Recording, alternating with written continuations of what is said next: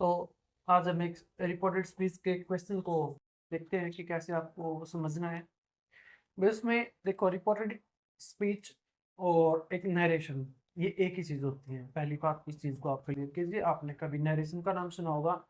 Narration और reported speech same है, ठीक है। एक वॉइस होती है, वो अलग होता है, ठीक है। एक्टिव वॉइस, पैसिव वॉइस के नाम से आपने उसको सुना होगा। अभी इसमें देखो, मैं ज्यादा टाइम आपका ना लेते हुए डायरेक्ट क्वेश्चन करा रहा हूँ।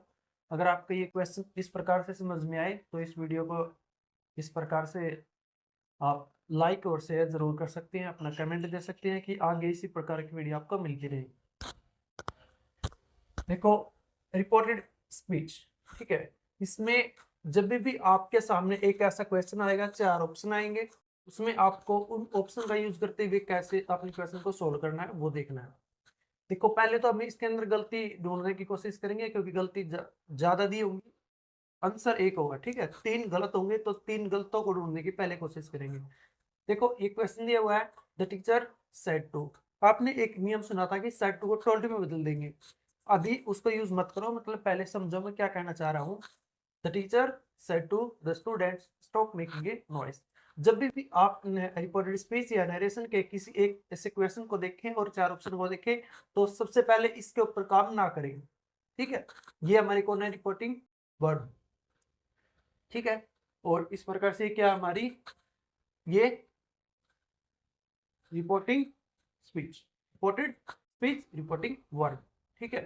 तो हम जो कॉमा इन्वर्टेड कॉमास है उसके अंदर चेक करेंगे पहले।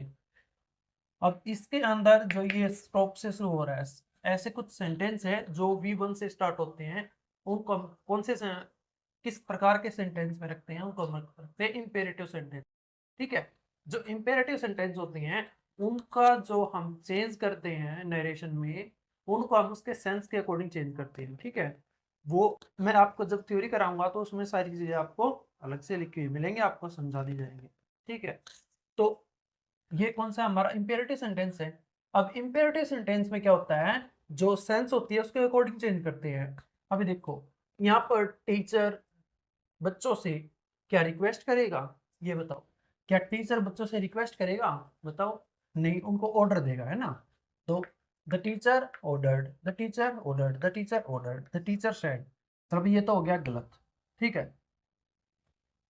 यहाँ पर गलत हो गया, क्योंकि टीचर बच्चों को ऑर्डर देगा, केवल सिंपल तरीके से सेट तो नहीं कहेगा। ये चीज तो होगी यहाँ पे, ये चीज हो गया गलत।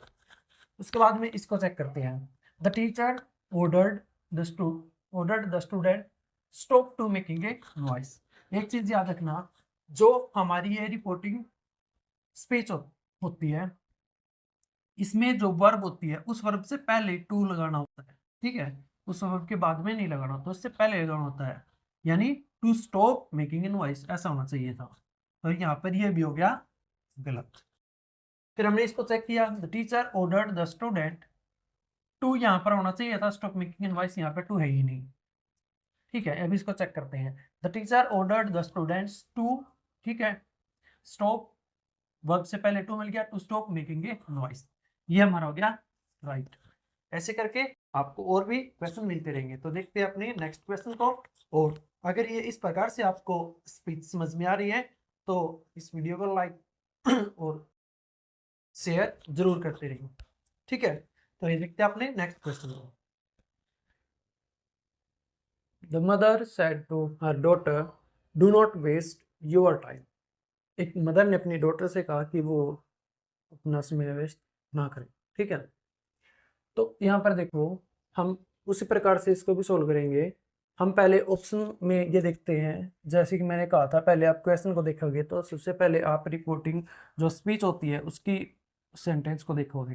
तो इसमें ये V1 से स्टार्ट है, मतलब ये भी इम्पेरेटिव सेंटेंस है। और जब इम्पेरेटिव सेंटेंस होगा तो सेम सेड टू रिपीट तो नहीं होगा, ठीक है। तो इसको तो हम यही गलत कर देते हैं, ठीक है।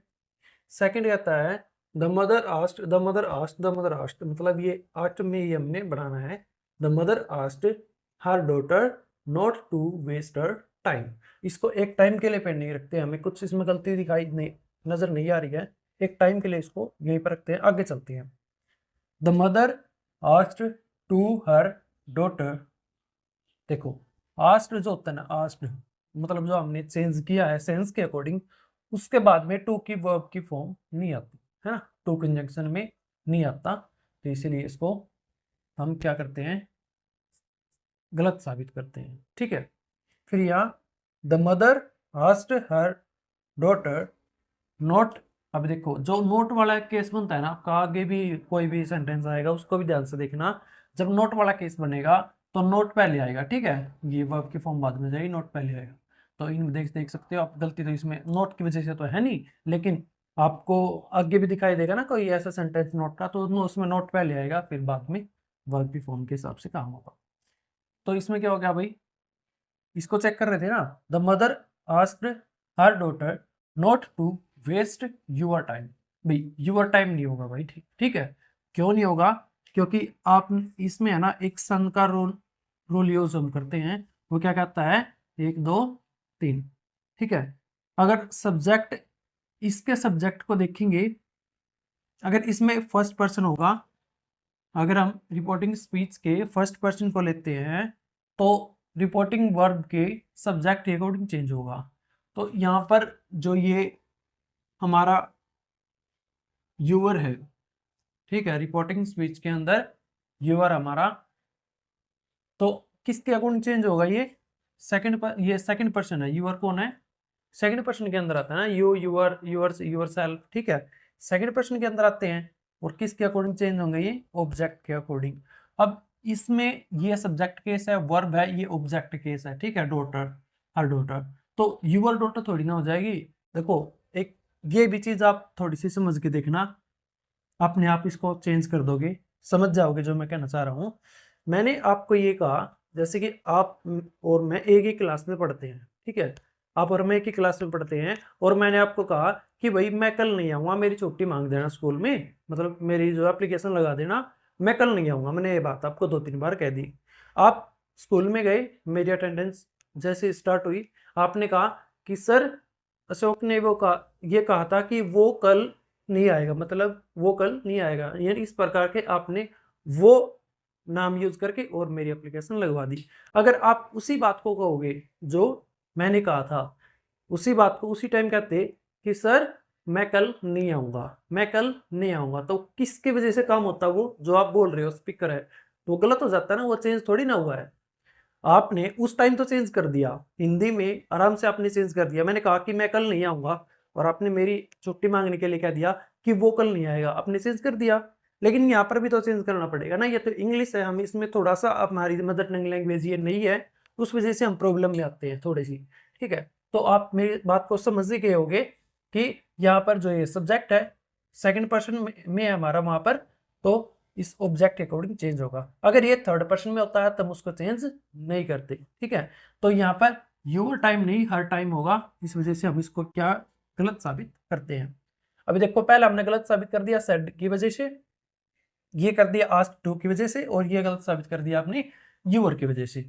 तो हमारा राइट आंसर कौन सा बच गया, बी, ठीक है, ये हमारा कौन सा आंसर हो गया, बी, ठीक है।